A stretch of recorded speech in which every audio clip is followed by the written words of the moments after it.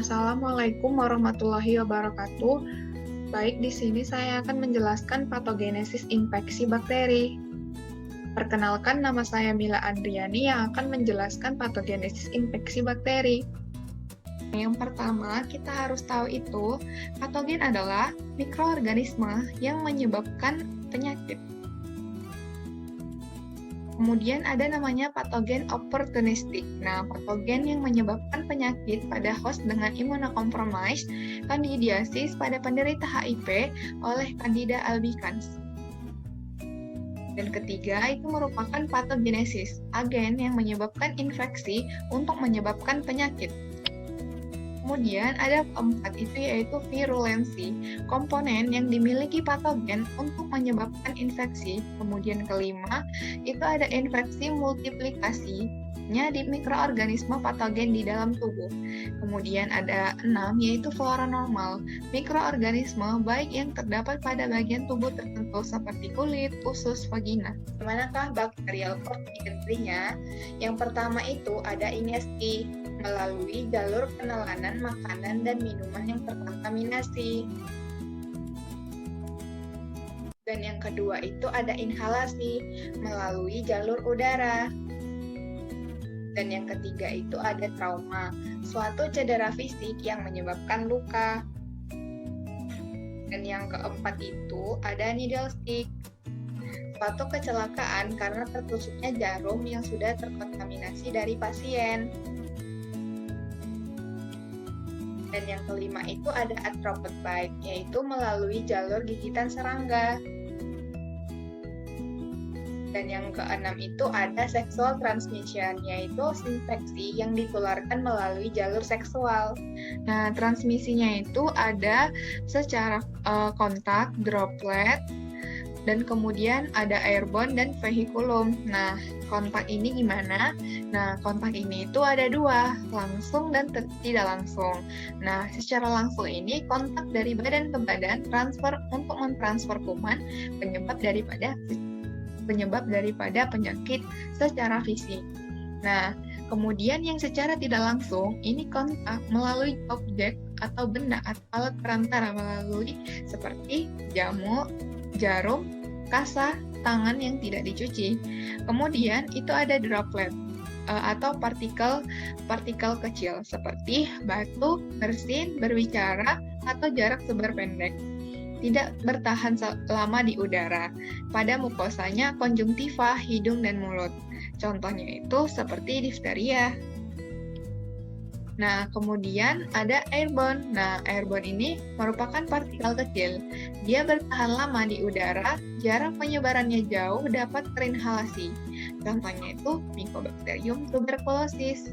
Nah, melalui vehiculum, bahan yang dapat berperan dalam mempertahankan kehidupan kuman, penyebab sampai masuk atau tetelan atau terokulasi pada pejamu yang rentan. Contohnya itu ada air, darah, serum, plasma, tinja, dan makanan. Nah, bagaimanakah step on infection-nya? Pertama itu ada exposure, di mana mula terjadinya terpapar atau terkontaminasinya tubuh kita daripada patogen. Nah, kemudian itu ada adhesi, patogen menempel pada permukaan kulit. Nah, kemudian ada invasi. Invasi ini mulainya menempel bakteri atau patogen di daerah epitelium lebih dalam dari adhesi. Nah, kemudian ada fase kolonisasi, yaitu memperbanyak diri. Nah, nantinya tubuh kita akan mengeluarkan enzim atau protein antimikroba atau dalam kata lain respon dari tubuh kita.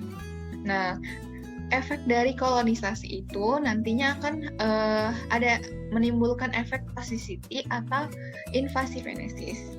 Nah, toxicity itu dia menimbulkan efek pada daerah tertentu. Nah, kalau invasivenesis itu menimbulkan efek yang lebih jauh dari daerah lokal. Nah, jaringan akan menimbulkan reaksi infeksi daripada patogen. Bagaimanakah proses fagositosis?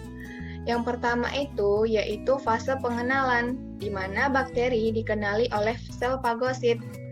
Dan yang kedua itu ada kemotaksis, di mana sel fagosit akan bergerak ke partikel atau benda asing tersebut, fagosit akan mengeluarkan sel zat atau memperbanyak untuk menarik dari partikel tersebut. Kemudian ada adhesion, di mana partikel tersebut akan menempel pada sel fagosit. Kemudian keempat itu ada ingestion, di mana fase di mana membran plasma dari fagosit akan menyelubungi dari partikel tersebut ke sitoplasma dalam sebuah gelembung mirip vakuola yang disebut fagosom. Kemudian yaitu pencernaan, di mana lisosom yang berisi enzim akan sebagai penghancur acid hidrolase atau peroksidase. Setelah partikel hancur, sel neutrofil dan sel fagosit akan mati bersamaan matinya sel tubuh dan fagosit. Berikut ini adalah proses daripada fagositosis. Nah, respon imun itu apa? Yaitu pertahanan fisik dan kimia yang mencegah pelekatan dan penetrasi respon spesifik internal respon inflamasi sel darah putih fagositik. Contohnya yaitu demam. Nah, ini merupakan patogenesis infeksi bakteri. Nah, kita umpamakan itu adalah benda tajam yang melukai daripada tubuh kita. Nah, benda tajam tersebut mengandung patogen. Nah, di saat benda tajam tersebut melukai daripada tubuh kita, sinyal kimia yang dikeluarkan dengan mengaktifasi makrofag di area infeksi. Hal ini menyebabkan dilatasi daripada kapiler dan meningkatnya permeabilitas kapiler. Dan kemudian itu fase kedua yaitu aktifnya pembekuan darah dimulai, di mana darah mendekati daripada area infeksi. Dan yang ketiga itu monosit dan neutrofil berpindah dari aliran darah ke area infeksi. Dan di sini itu pembekuan darah sedang dimulai. Dan yang keempat, patogen difagositosis dan area sekitar dibersihkan dari sisa-sisa jaringan yang mati. Dan sel fagosit ini memakan daripada patogen untuk membersihkan daripada sel-sel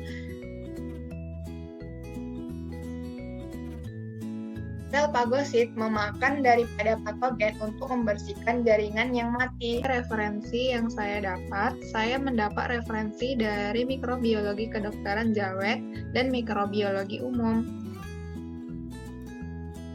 Sekian presentasi patogenesis infeksi bakteri. Jika ada kekurangan dan kesalahan, saya mohon maaf.